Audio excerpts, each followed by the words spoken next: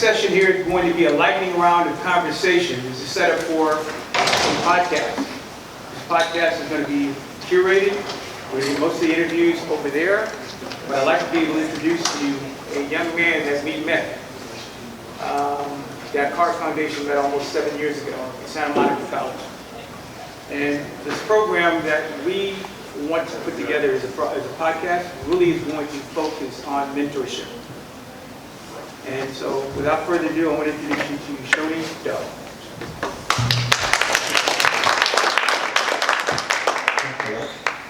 Hi everyone, my name is Shoni Doe. Thanks again, Kevin, for introducing me.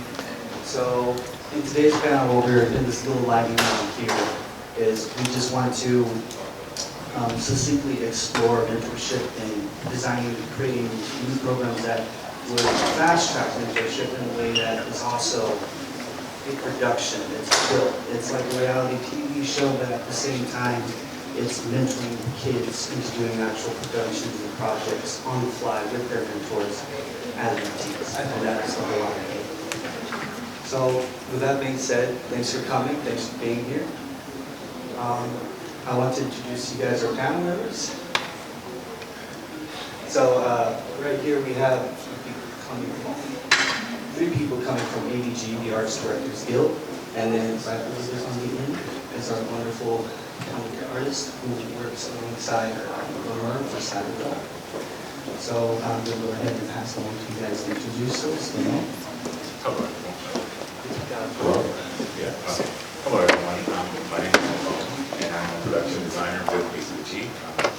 I'm here to enlighten you all on what we do, because a lot of people don't know that we actually exist. But we're here, and we make films. Hello everyone, my name is Dionisio Tafoya. I am also with the Art Directors Guild. I'm their Chair of Professional Development, and I also work with a lot of educational opportunities on the outside world. We have an organization called Creating Creators. Hi. Hello, my name is Shelley Wallace. I am an art director and set designer with the Art Directors Guild.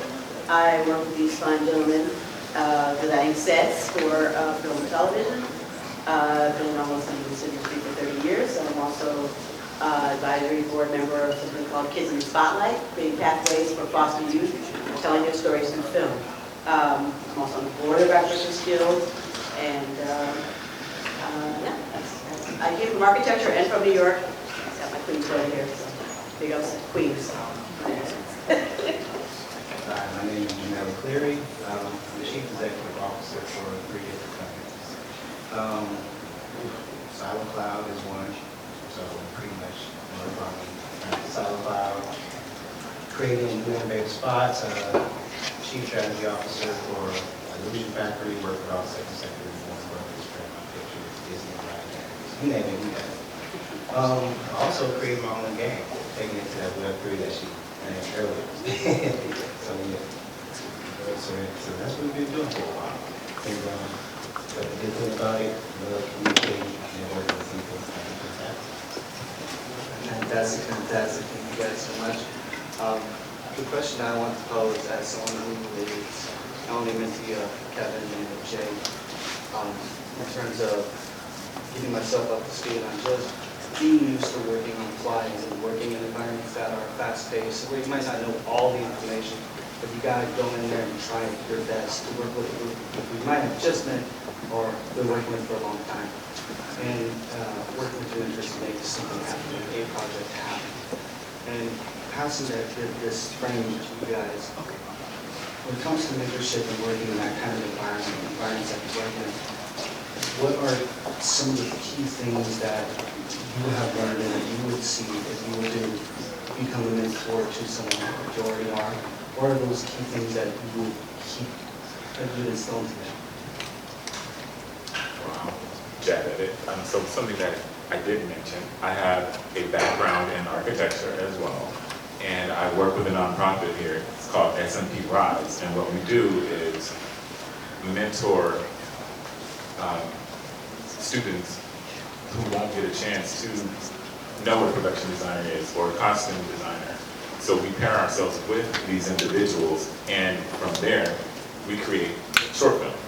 So one thing that I think as a mentor we have to be conscious of is that we all have a start. Most sets or most productions, everyone acts as if they woke up with all this wealth of knowledge, but you had a start. So humble yourself and be a bank of knowledge for people under you to just come to and get all this knowledge that they wouldn't have ever had if it wasn't provided. So that's something I would contribute. I guess I'll just take the next step. I left out a lot of stuff as well. So I mentioned Creating Creators. This is an organization that I recently got involved with and helped develop an education program to do specific outreach. I'm teaching at a continuation school right now, and I introduced a program called Digital Immersive Design and Modeling. And what we're doing is we're teaching students at the high school level how to capture via LiDAR scanning and photogrammetry, and how to bring those elements into like Blender. And we're taking a very naturalistic approach so that they can kind of work with what they already understand. And what I'm doing is I'm encouraging them to give me the answers, because they already have, they're already like primed with social media, they're already primed with digital surroundings, and I'm asking them to kind of dive deep. Mentorship-wise, I'm taking like an approach to find out where they're at and lead them to the path. My background started out in actual fabrication and construction, and I've worked all the way through the film industry, going into digital environments now. So I try to use those as examples to the students. I want to give the answer of mentorship in two parts. The first part is as a mentor. I had a mentor. I was very lucky. I came through architecture like Mo and came to California and ended up in the film industry. But the training I had coming from an architecture school, a lot of discipline, a lot of projects, but finding a mentor has to do with communication. So the second part of mentorship is for the mentee, communication, communication, communication. You have to follow through, you have to reach out, you have to keep talking, you have to make eye contact, you have to make phone calls. Sometimes the phone has to be put down. Sometimes the phone has to be put down. And that is a skill we are losing. So the key to success is, looking at people, listening to people, recalling what they say, and making that relationship like family. You don't lose touch. Even when you're riding high and you get that job, don't forget the mentor. So the whole idea behind mentorship, and the reason why I do these kind of things is you always are learning. So you're never big enough to forget or not be able to gain knowledge that can help you. And it's so fulfilling once you've overcome something to reach back to the community and pull up somebody, because it's still, gaslighting is real. They don't care what you do. It's real, constant, and we have to constantly remember that we are still carrying our people with us and trying to open those pathways. Thank you so much, sir. Close this off. Well, kind of like I was saying, how you want to get things started. I'm usually the person where you get things that comes, it's a big old mess. You get all these calls, everybody want this, want that, and nobody knows what they want. So I'm just like, okay, they just have an idea here, an idea there.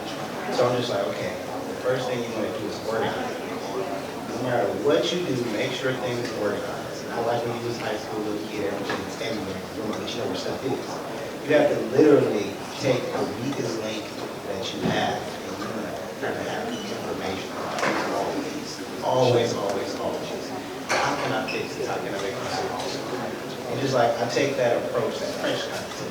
He didn't know how to do anything. He locked himself in a room for like 24, 48 hours until he mastered that, and the next day he knows exactly how to do it. He's telling the people who've been doing it for years and years and years, this is how you do it, this is how this is. So when you get these things, literally take your time, organize it out, talk to the people who's best at whatever they do, so this is the word of mouth, being strong. So talk to the people on your team, who's good at this, you want to find out who's good at that. Okay, you take this, you take that. Don't try to be a one-man show. It will not work, I guarantee you. your team means everything. And people around you have to have that strong connection. I don't mean just like business-wise, ask them how their day going, what's going on, so you can actually grow. Not by yourself, but as a team. All right, thank you guys so much again for this lightning round. I learned so much just from this. I hope someone from the audience took something away, some golden nugget. And I hope that we can continue this conversation more in depth. And thanks again for being a part of this time. Thank you.